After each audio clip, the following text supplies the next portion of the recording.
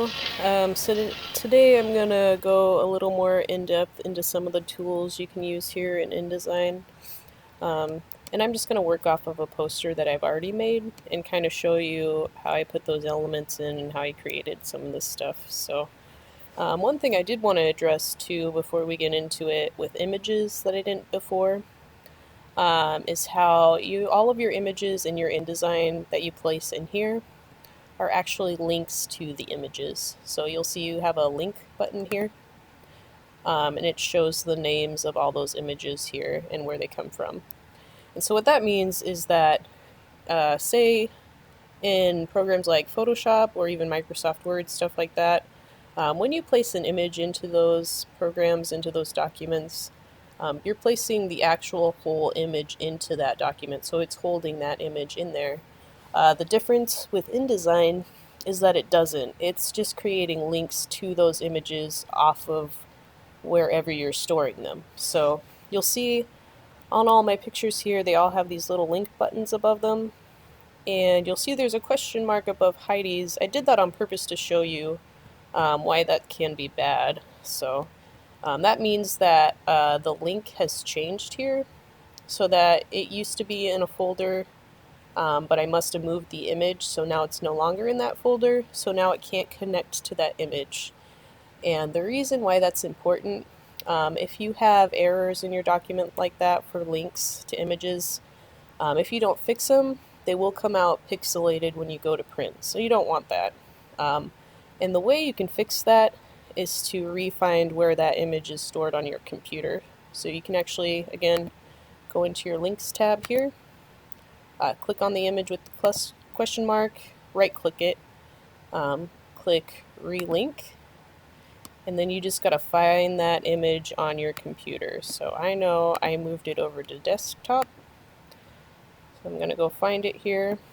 There she is, double click it, and it'll relink that image, so that's a good thing. Always kind of pay attention to your errors down here. It'll show you if there's something wrong within your document. Sometimes it's just things like overset text or text boxes that doesn't really matter a whole lot. But definitely for links, you want to pay attention to that because you don't want pixelated images on your file. So I just thought I'd address that. One thing we didn't really talk about before is things like boxes that you can create in InDesign. So over here you'll see this little rectangular tool.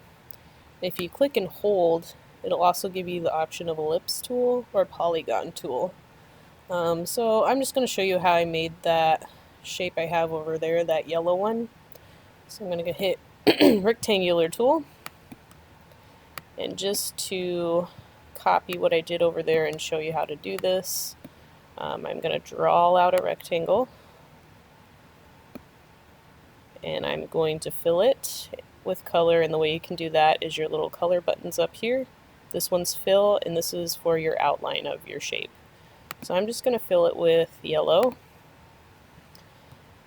And the way that way to get all those like slanty lines or change the lines within your shape is to mess with this tool right here, which is called your direct selection tool, different from your selection tool. So I'm going to click that white arrow and then click on my shape here. You'll see these little tiny white boxes that pop up. So when you're in your direct selection tool, when you click on those little white boxes, you're going to have the ability to reshape your object. So you'll see here, I can make all different types of shapes that way then. I can make like an arrow, I can make like a diamond, all different types of stuff. So that's kind of fun if you want to use certain shapes within your document to resize things like that.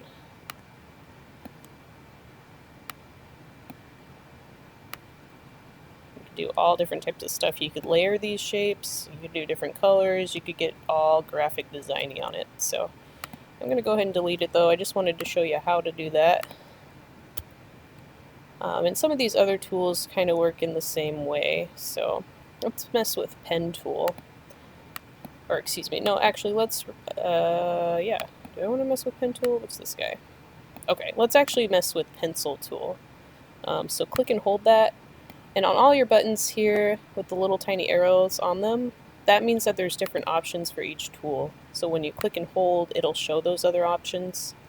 So I'm going to go to my pencil tool here. And so that's just like in any program, if you've drawn something before, it works like that. So I need to add color to that so it'll show up. So let's just make it black. Let's just click and draw a weird random shape. Oh, and on this I actually did the fill instead of the outline. So if you wanted a weird shapy fill, you could do it that way. But I just want the lines. So I'm going to get rid of that fill and say none for the color. And then I'm going to put color in the outline, so I'll make it black. So you could get all illustrative into your stuff if you wanted to. Draw little pictures in there. And you can edit these little drawings too, so I could mess with the size of the point on here. I can mess with the types of lines. So that could be a lot of fun. You could really make that kind of cool. You can't get too incredibly detailed, but you could have some fun with it. And there's just different options for your stroke over here too that'll make it look different. Such as these different changes in the line shaping or the joints. Let's see what else. Yeah, that's about it. But you can also edit this little line here too. You can distort it just by grabbing the handles on the edge. You can twist them out. And you can also change them again with that direct selection tool. So that's kind of neat. You can actually, it'll pop up the points on the shape here. So you could drag them out. Oops, sorry. I gotta make sure they're white or it won't let you edit them. So just click off and then click back on and make sure the little boxes are white. So you could just grab a singular box and kind of change that around. So again, yeah, you could get all types of creative with the graphic stuff in here with those tools. And again, under that same tool, there's a smoothing tool to make your lines less chunky. You just draw over it and it'll smooth them over. You'll see some of them are kind of harsh edged, so it'll get rid of some of those points to make it a smoother design. And then, oops, cancel. Then under that same tool, you have your erase tool. So that's exactly what you think it is. It's an eraser. So yeah, you can't do much in-depth drawing, but a little bit. You could definitely do some cool stuff with that. So some simple graphic designs. I'm going to delete that again though. Another cool thing in here you can play around with that's not too hard to mess with is using gradients. So this is called the gradient feather tool. And what it does, it will just insert like a gradient texture within whatever shape you're working with. So I clicked on this yellow square here. So I'm going to put a gradient in it. So I just click on that. It'll give me this little, gosh, what do you call that type of pointer? I'm not sure. It'll give you this little plus sign guy. And you just click and drag down. And it'll put a gradient only over the shape that you have selected. So, you see? It's kind of nice. So just put a white gradient over that. And you can edit the gradient a little bit too here. I don't remember because I don't use it too often, so I think you just right click your shape. Effects? Yes, effects, and then go to gradient feather. And in here it'll give you some different options for your gradient. So you can kind of change how far the color goes down, where the gradient stops and starts. You can make it a radial instead, so it'll circle out instead of just being linear. And again, on these two, there's all these other different options for your shapes too. You can add in here that you could just work while you're in here as well. So these you just really got to play with. So cancel. I'm going to edit undo all that because I didn't really want to save that. I use undo all the time. It's your best friend. Edit, undo. Okay, so those are just, I mean, that's really, there's some other things here too. There's a pen tool, which is kind of similar to the drawing tool. It just makes a path for a shape. It'll make weird shapes for you. Again, I'm not the best. It's not my strength, so I don't use it very often, but it is there if you want to play with it and make abstract shapes. There's also a line tool, which is exactly what you think it is. It's a line. So, and you can edit those as well in the same areas. You're always going to use these color boxes. And you can always right click and see what options there are for the shape. I think I had another one here, didn't I? Oh no, he's invisible. We'll just leave him there. He's not, oh yeah, he's not hurting anything. Whatever, so. And then I think I'm just going to show you some of the effects you can do on text as well. So right now I don't have a lot of effects going on this other than I spaced out my letters a little bit. But there's other things I could do to this to pop out that text. So if I just highlight it, oops, highlight it.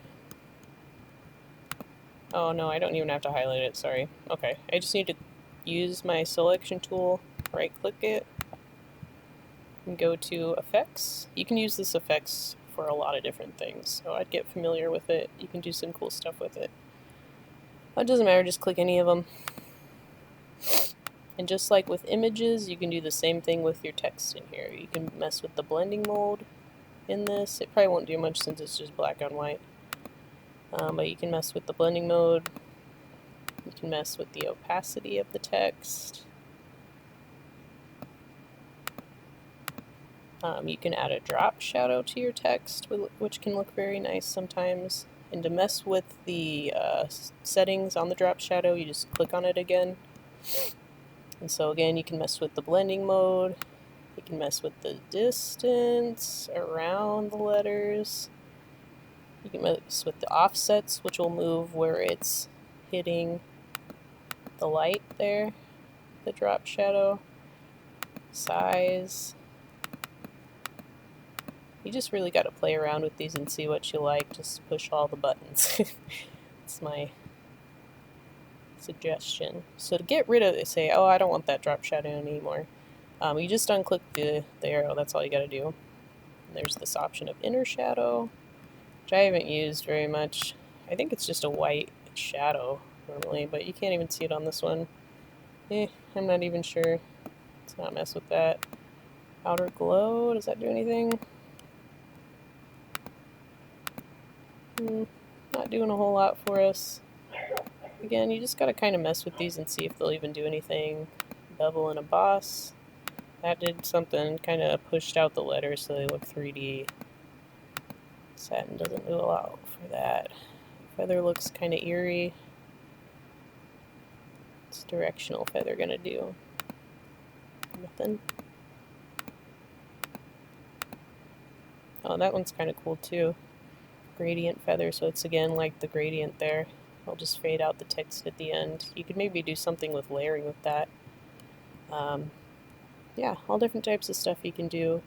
And again, too, you don't have to have just one of these effects on your text. If you click the arrow, it'll add whichever ones you select. So you get really in-depth here messing around with your text as well. And again, you can do these effects to anything in your InDesign document. You could do it to the images.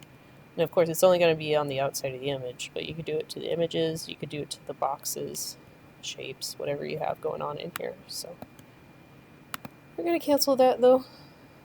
Let's see, what else?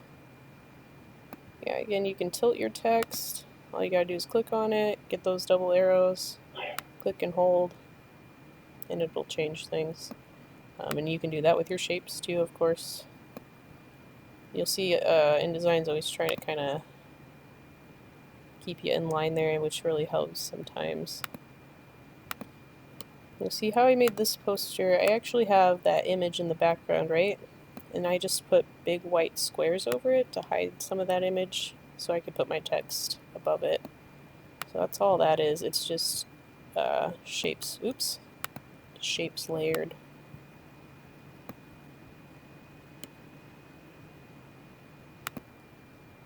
Alright, so again, the tools we just went over, we kind of went over putting images again in there, links and what that means. We have our shape tool, click and hold, you have different shapes to choose from. Direct selection tool allows you to manipulate your shape and change the shape of it. We've got our drawing tool here, and we have our gradient tool. There's a few other things you'll see in here. I never ever use those, so I'm not going to go into them. You can always play around and mess with them and see if there's something for you.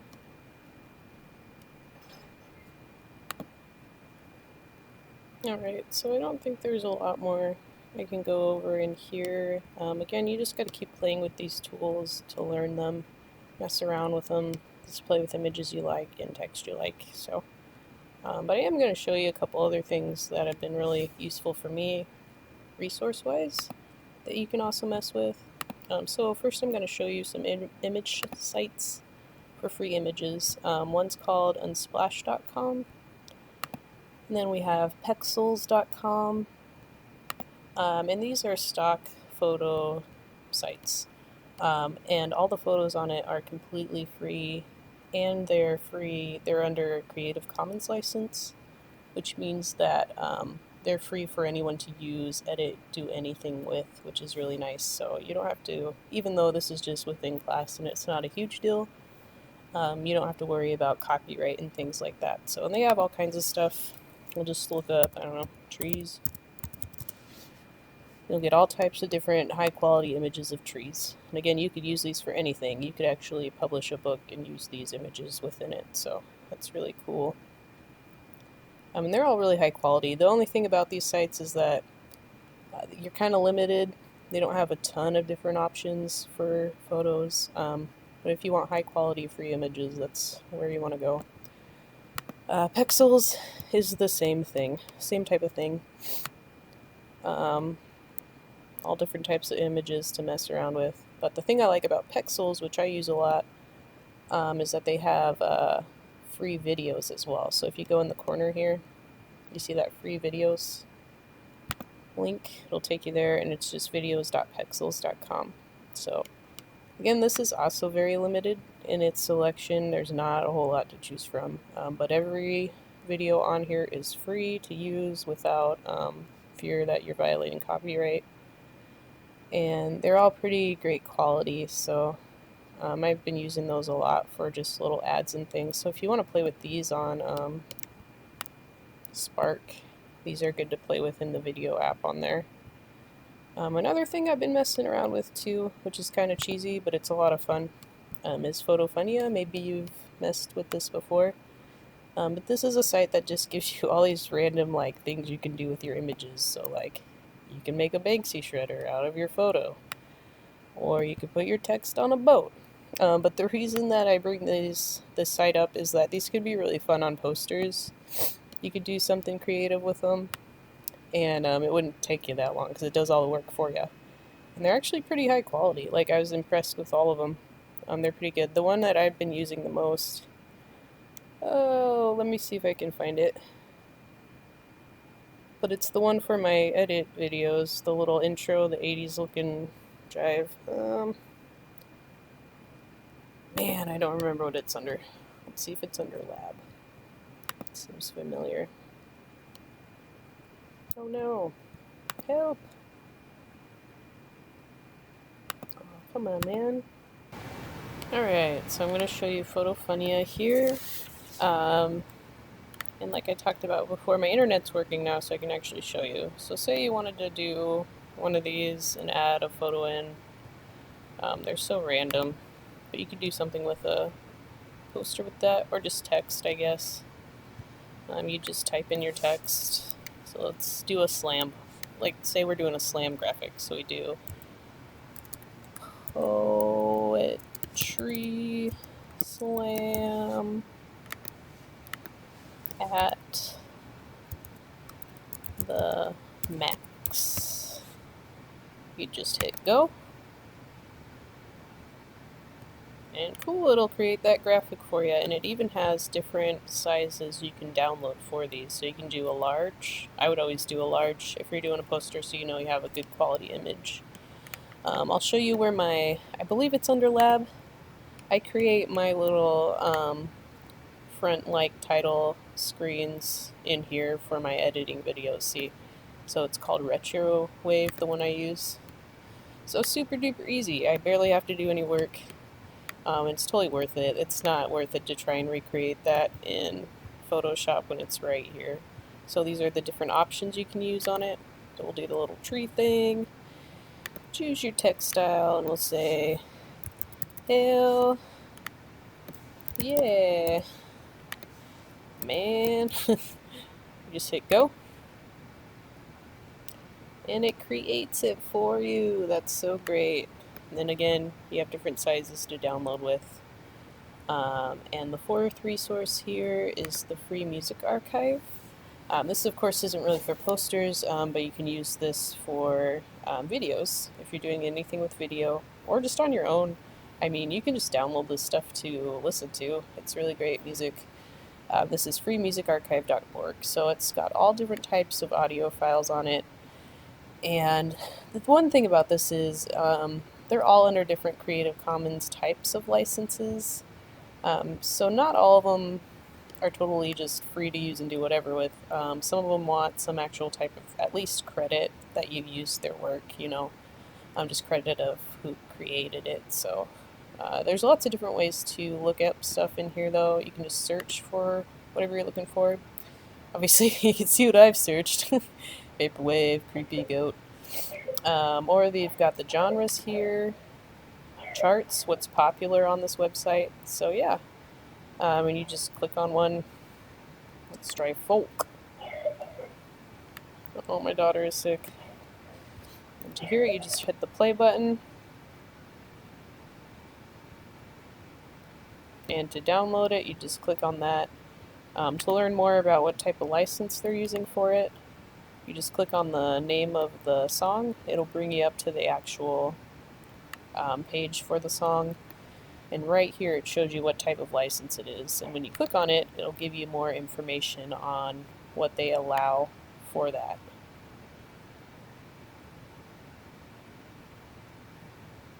And most of them are pretty cool with you doing things non-commercially, so that's great.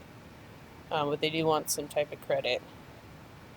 A lot of them are actually cool with remixes and stuff too, but some of them aren't, like this one. So, yeah. Alright, I think that's all I'm going to show you today. So, see ya in class.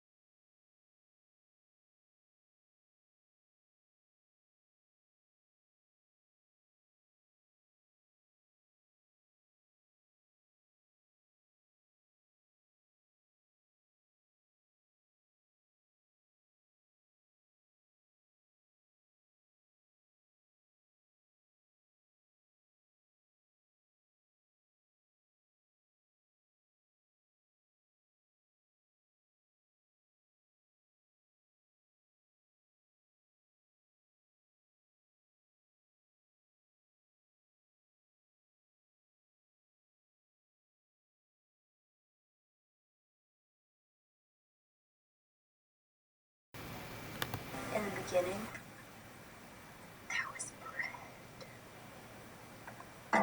When it was done and over, and everything was said, the eggs came to town and said to the bread, "You're dead." One afternoon, there was a fight, and bread said, "You have no right."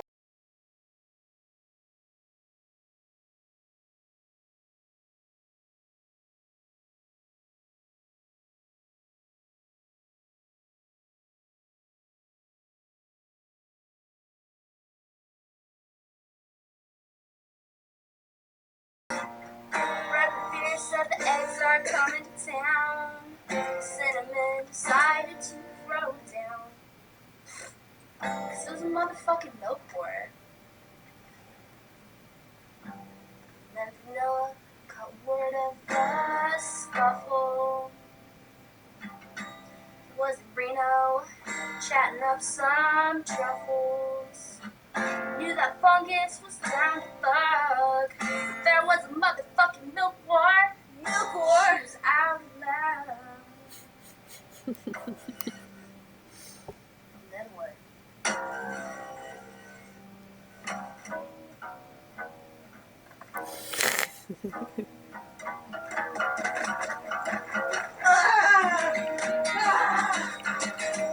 I can feel the French toast inside of me. Feel the spirits. Yeah.